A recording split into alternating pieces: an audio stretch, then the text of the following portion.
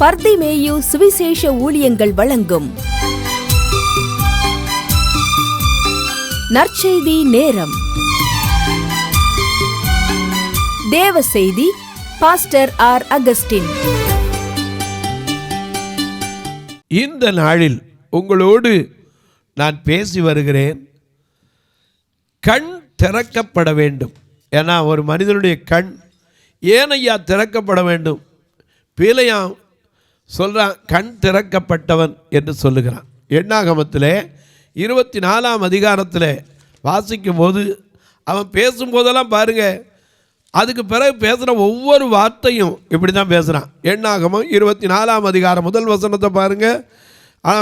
எண்ணாகமம் 24:1-2 வாசிங்க.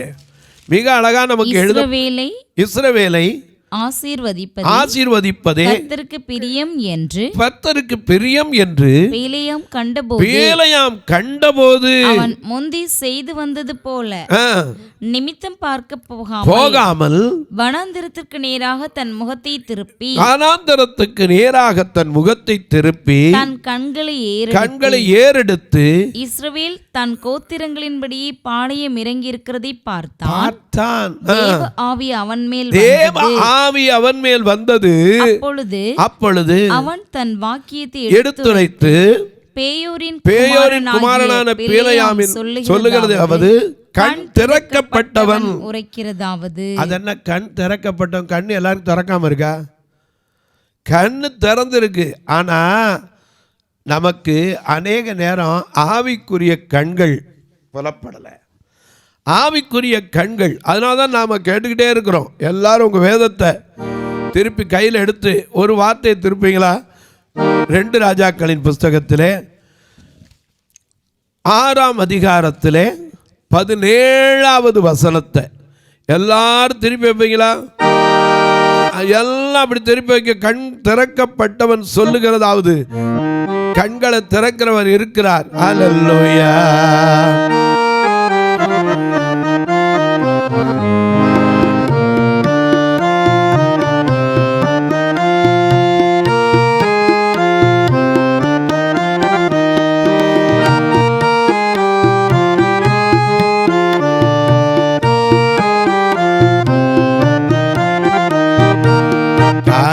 கரங்கள் உண்டனக்கு காத்திடுவார் கிருபையாலே. காக்கு கரங்கள் உண்டனக்கு காத்திடுவார் கிருபையாலே. அல்லேலூயா. பாடி பாடி அலைகடலை நான் தாண்டிடுவேன். அல்லேலூயா. பாடி பாடி அலைகடலை நான் தாண்டிடுவேன். நம்புவே இயேசுவை, நம்புவே இயேசுவை, நம்புவே இயேசுவை, நம்புவே இயேசுவை.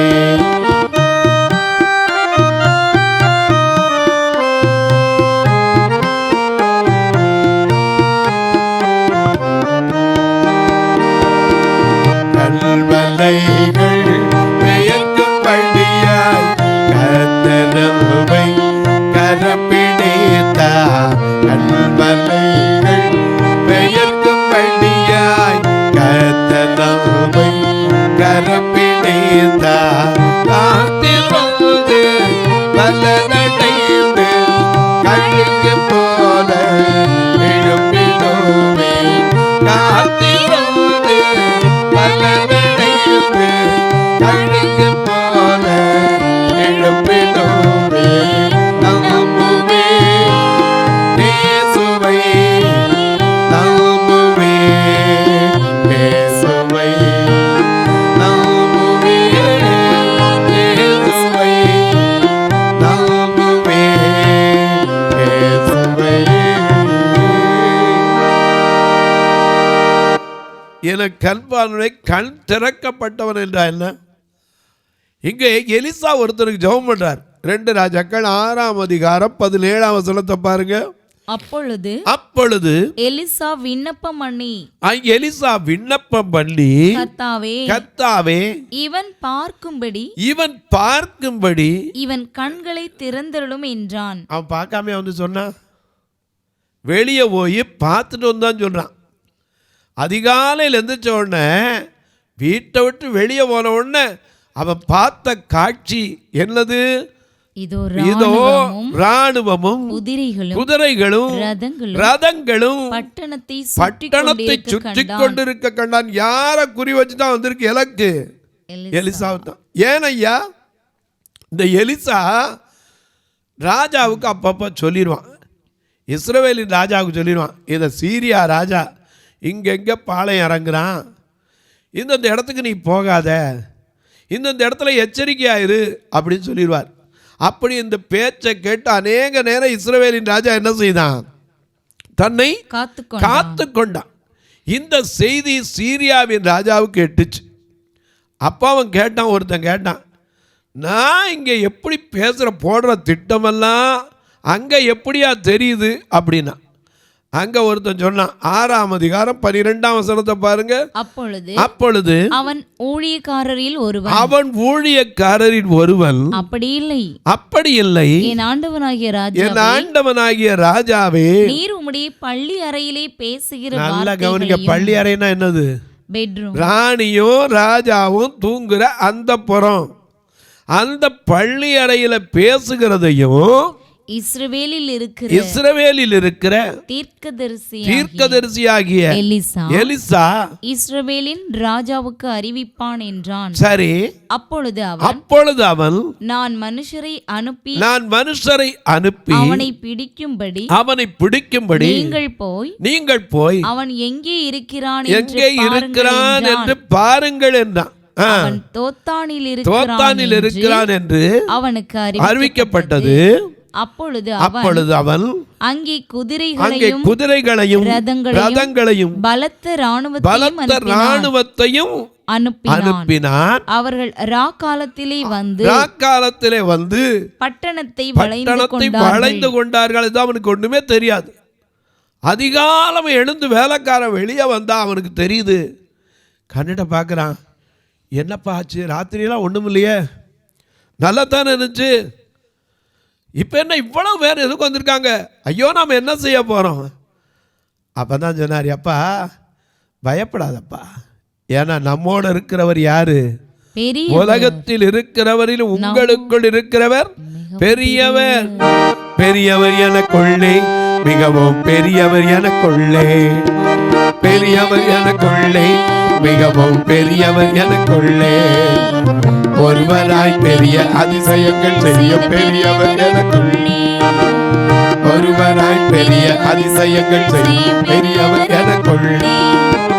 இயேசு பெரியவரே, இயேசு பெரியவரே, இயேசு பெரியவரே, இயேசு பெரியவரே, இன்றும் என்றும் ஜீவிக்கின்ற இயேசு பெரியவரே, இன்றும் என்றும் ஜீவிக்கின்ற இயேசு பெரியவரே.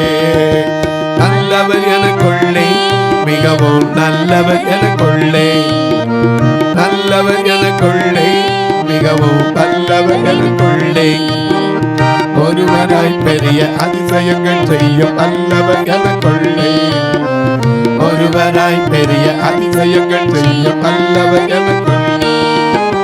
இயேசு வல்லவரே,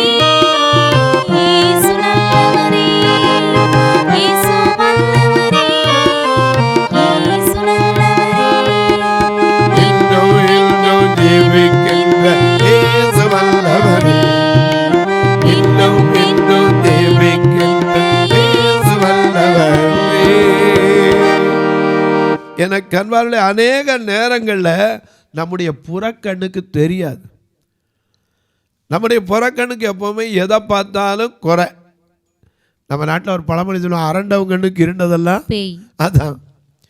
இவன் கண்ணு பார்த்தோன்னு ஐயோ என்ன ஆண்டவனே என்ன செய்வோம்? அவர் சொன்னார், பயப்படாதப்பா, பயப்படாதப்பா.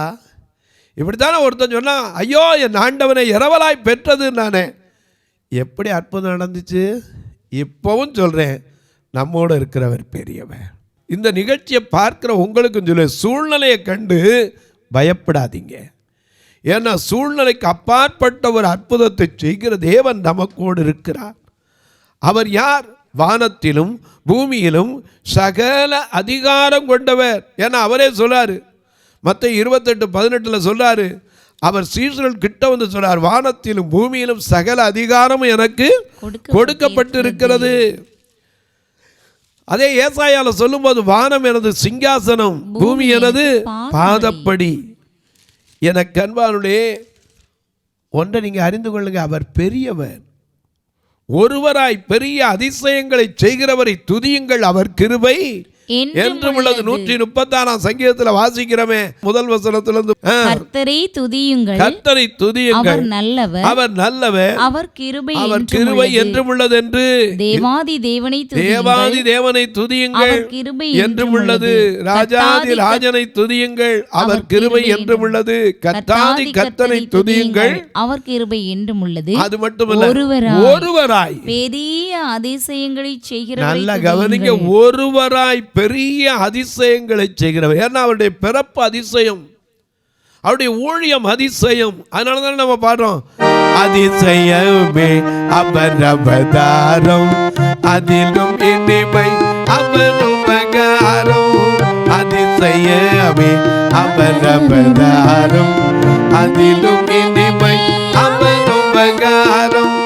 அவரை தெய்வமாய் கொள்வது பாக்கியம், அவரை சேர்ந்து இருப்பது பாக்கியம். இயேசுதாமே, இயேசுதாமே, இயேசுதாமே அதிசய தெய்வம் என்று ஜீவிக்கிறார் நம் தேவன்.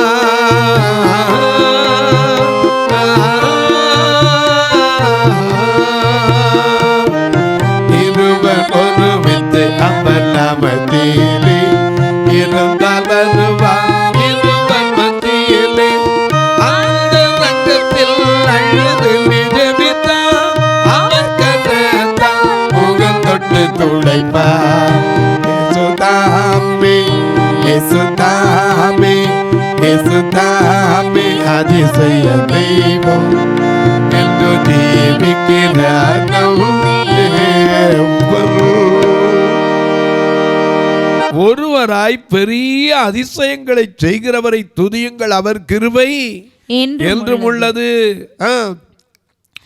வானாதி வானங்களை ஞானமாய் உண்டாக்கினவரை துதியுங்கள், அவர் கிருபை என்றும் உள்ளது. நீர்களுக்கு மேலே பூமியை பரப்பினவரை. எத்தனை இடத்துல போர் போடுறீங்க, தண்ணீருக்கு மேல மண்ணு தான் இருக்கு, கிட்ட போனா தண்ணி இருக்குமா? உள்ள யார் தண்ணியை ஊற்றி வச்சா? போர் போடும்போது நம்ம கொண்டு அதை சுற்றி இதை சுற்றி பார்க்குறான். ஆனால் தண்ணீர் எப்படி உள்ள இருக்கு? சங்கீதக்காரன் சொல்லிட்டு போயிட்டா, தண்ணீரின் மேல் பூமியை பரப்பினவரை துதியுங்கள், அவர் கிருபை என்றும் உள்ளது. பெரிய சுடர்கள், சூரியனை பார்க்கிறோமே, பெரிய சுடர்களை உண்டாக்கினவரை துதியுங்கள், அவர் கிருபை என்றும் உள்ளது. பகலில் ஆள சூரியனையும் இரவில் ஆள சந்திரனையும் நட்சத்திரங்களையும் துதியுங்கள். நம்ம பாடுறோம்ல, பகலில் மேக ஸ்தம்பமாயிருந்து, இரவில் அக்கினி ஸ்தம்பமாயிருந்து, பகலில் மேக ஸ்தம்பமாயிருந்து, இரவில் அக்கினி ஸ்தம்பமாயிருந்து, ரட்சகனாக இருந்து, ரட்சகனாக இருந்து பரனே நீரா பகலகாதி, நீரா பகலகாதி. துதிப்போம் துதிப்போம் தூய தேவா, துதிப்போம் துதிப்போம் தூய தேவா, கதிப்பர தந்தை பரனை மாதமும் பணிந்து துதிப்போம், மாதமும் பணிந்து துதிப்போம் பரனே. ஈரா பகலாய் காதி, ஈரா பகலாய் காதி, காலா நாட்டில் கொண்டே வீட்டி வீழல ஜாதிகளை கோட்டி, காலா நாட்டில் கொள்ளை வீட்டி வீழல ஜாதிகளை கோட்டி, தானாக பாடுபட்டி, தானாக பாடுபட்டி பரனே. ஈரா பகலாய் காதி, ஈரா பகலாய் காதி. பகலை ஆள ஒரு சுடர், இரவை ஆள ஒரு சுடர், நட்சத்திரங்களை படைத்தவர் துதியுங்கள் அவர் கிருபை என்றும் உள்ளது. எகிப்தியருடைய தலச்சங்களை சங்கரித்தவரை துதியுங்கள் அவர் கிருபை என்றும் உள்ளது. அவர்கள் நடுவில் இருந்து இஸ்ரவேலை புறப்பட பண்ணினவரை. இத்தனை அற்புதத்தை செஞ்சவர் வாசிக்கிட்டே போகலாம். அதெல்லாம் விட 23ஆம் வசனத்துல வாசிக்கிறோம், தாழ்வில் நம்மை நினைத்தவரை துதியுங்கள் அவர் கிருபை என்றும் உள்ளது. இத்தனை அற்புதம் செய்தவர். நம்ம கண்ணுக்கு ஒரு சின்ன பிரச்சனை வந்துட்டா மாம்சி கண்ணுக்கு ஆண்டவர் மறந்துட்டாரு, என்ன கைவிட்டுட்டாரு. ஐயோ அவருக்கு கண்ணு இருக்கா? எல்லாம் இருக்க போய் தான் நமக்கு இருக்கு. அநேக நேரம் நமக்கு தெரியலை. கூட இருந்த வேலைக்காரன் கண்டவனுக்கே புரியலையே. இரும்பு மிதக்க பார்த்துருக்கான். அதே போல அவன் நாட்களில் நடந்த காரியம்தான். சீரியா ராஜாவே குழம்பி போய் ஆள் அனுப்பியிருக்கான். இவனுக்கு தெரியாது, எதுக்கு வந்துச்சுன்னு தெரியாது. அதிகாலம் வந்தவுடனே பார்த்த உடனே பயம். அதனால தான் ஏசாயா சொல்றார், மனம் பதறுகிறவர்களை பார்த்து 35ஆம் அதிகாரம் 4ஆம் வசனத்தை பாருங்க. மனம் பதறுகிறவர்களை பார்த்து பயப்படாதிருங்கள், முதல்ல திடன் கொள்ளுங்கள். இதோ உங்கள் தேவன், உங்கள் தேவன் நீதியை சரிக்கட்டவும் பதிலளிக்கவும் வருவார். அவர் வந்து உங்களை ரட்சிப்பார். மறந்துடாதீங்க. ஏன்னா மனப்பதட்டம் மனுஷனுக்கு உடனே வந்துடுது. இன்னைக்கு அநேகருக்கு அதான் ஒரு சின்ன பிரச்சனை வந்தோடனே மனம் பதறவே பதறாதீங்க. ஏன்னா நம்ம கூட இருக்கிறவர் யாரு? பெரியவர். நம்மோடு இருக்கிறவர் நம்மை காக்கும் தேவன். அவன் நம்மை காக்கும் தேவன். அவன் நமது நிழலா இருக்கின்றவர். நம்மை காக்கும் தேவன். நமது நிழலா இருக்கின்றவர். கர்த்தர் மேல் பாரத்தை வைத்து விடு, கலங்கி தவிக்காதே. அவரே நம்மை ஆதரிப்பார், அதிசயம் செய்வார்.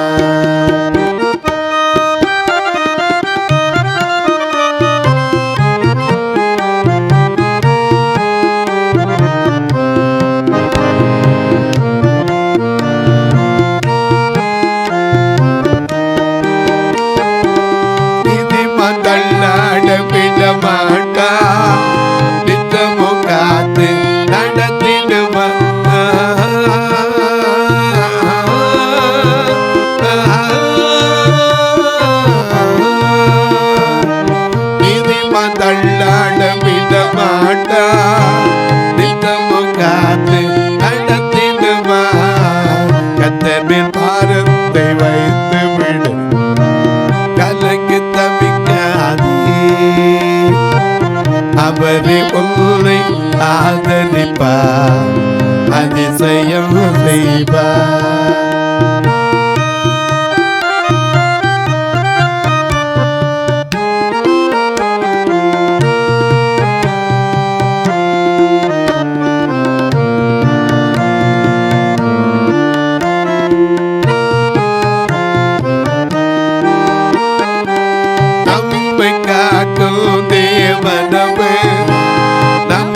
நிழலாயிருக்கின்றவர், நம்மை காக்கும் தேவனவர்.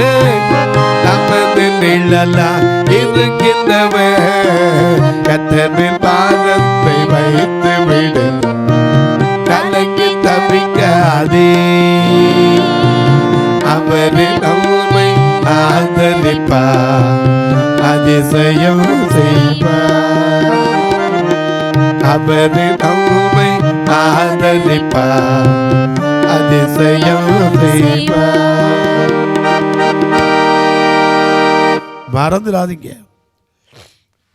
இவர் சொல்றாரு, ஐயோ ஐயோ, அற்புதத்தை பார்த்தவங்களுக்கு நமக்கும் தெரியாத அவர் யாருன்னு.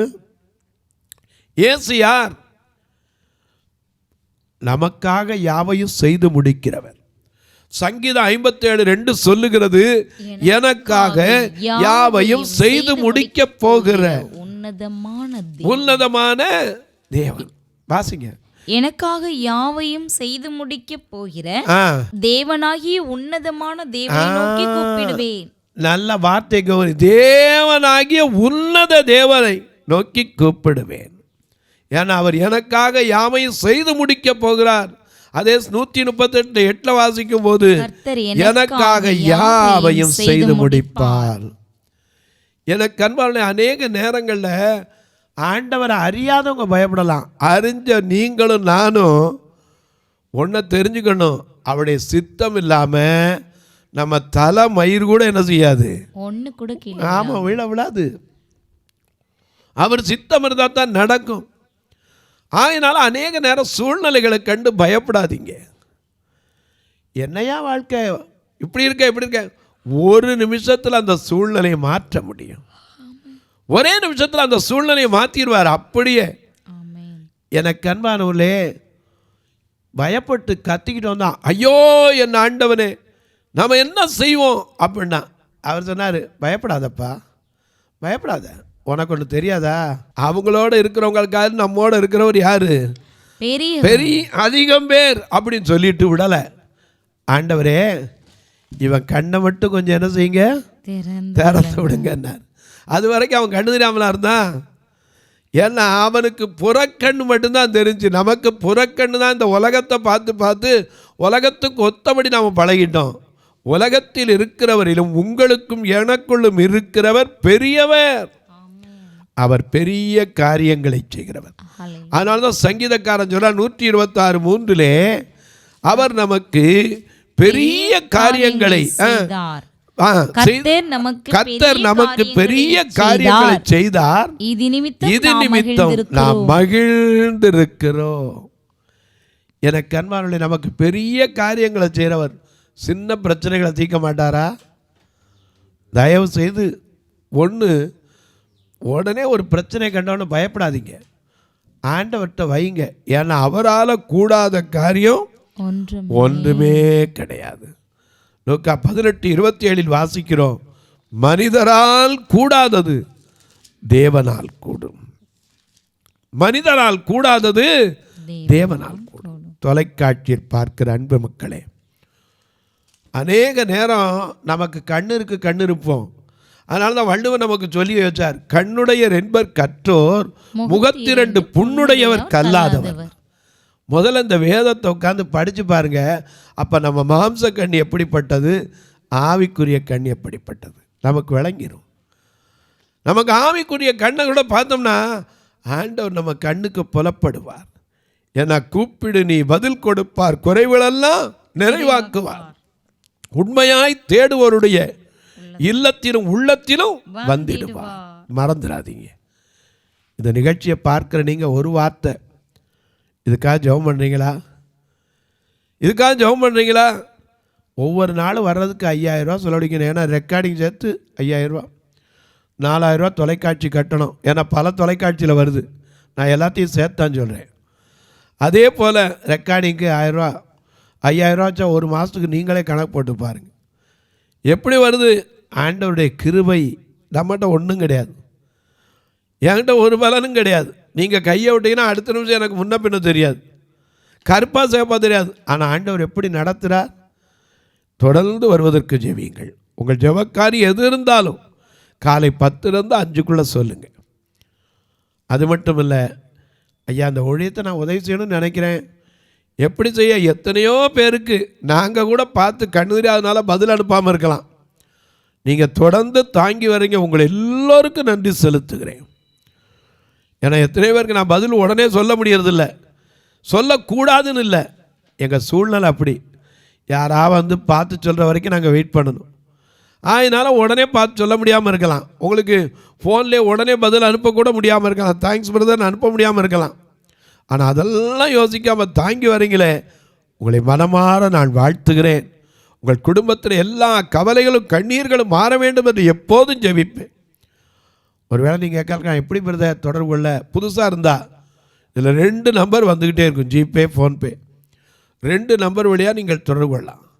ஒருவேளை கணக்கு வைக்கிறவங்க, ஒருவேளை ஐயா நாங்கள் கொடுக்கலாம் நிறையா செஞ்சாலும் எங்களுக்கு இப்படி வேணும் ஐயா, கணக்கு வைக்கிறதுக்கு ஒரு வழி இருந்தால் சொல்லுங்கள் நீங்கன்னா என்கிட்ட கேளுங்க, உங்களுக்கு சொல்லுவேன். சுவிசேஷ ஊழியத்துக்காக இருக்கலாம், சமூக சேவைக்காக இருக்கலாம், எதுக்குனாலும் என்கிட்ட கேளுங்க, அதுக்குரிய காரியங்களை உங்களுக்கு சொல்லுவேன். இப்போது உங்களுக்காக ஜெபிக்கட்டுமா? நல்ல பிதாவே, நன்றியோடு துதிக்கிறோம் சுவாமி. நீர் என்னோடு இருக்கும்போது என்னாலும் வெற்றி என்பதை ஒவ்வொருவருடைய மனதிலும் என் தேவன் வைப்பேராக. கல்லுக்குள் தேரையை வைத்தவர், கருப்பையில் இருக்கிற உயிருக்கு உணவளிக்கிறவர், எங்கள் வாழ்க்கையில் நீரின்று வாழ்வேது இறைவா, உம்முடைய நினைவென்று மகிழ்வேது தேவா என்று பாடினா போதாது, அது எங்கள் வாழ்க்கையிலே ஆவிக்குரிய கண்களிலே பார்க்க வேண்டும். கல்லுக்குள் தேரையை ஜீவனை வகைரையை வைத்தவர் நீர், அதற்குள்ளும் ஜீவனை தந்தவர், உமையன்றி ஒரு அணுவும் அசையாது என்கிற உறுதி எங்கள் ஒவ்வொருவருக்கும் தாரும். இந்த ஊழியத்தை தாங்குகிற, ஜெபிக்கிற, கொடுக்கிற மக்கள் எல்லோரையும் ஆசீர்வதியும். பிறந்த நாள், திருமண நாள் நினைவு கூறுகிற மக்களுக்காய் ஜெபிக்கிறேன். ஒவ்வொரு குடும்பத்தின் பெரியோர் சிறியோர் பிள்ளைகளுக்கும் எங்கெங்கிருந்தாலும் அவர்களுக்கும் ஐயா இந்த வருஷம் புதிய ஆசீர்வாதம், புதிய கிருபை, புதிய நடத்துதல் கிடைக்கட்டும். இயேசுவின் நாமத்தில் ஜெபிக்கிறேன் நல்ல பிதாவே, ஆமென். சபை ஆராதனை ஞாயிறு காலை 10 மணி முதல் 12 மணி வரை. இடம் பர்திமேயு சுவிசேஷ ஆலயம், அன்னை சத்யா நகர், இளமனூர் அஞ்சல், சக்கிமங்கலம் வழி, மதுரை மாவட்டம். பின்கோட் 625201 மற்றும் பர்திமேயு சுவிசேஷ ஜெப வீடு, flat number 107, Eden garden, Muthur, Tirunelveli. Pincode 627011.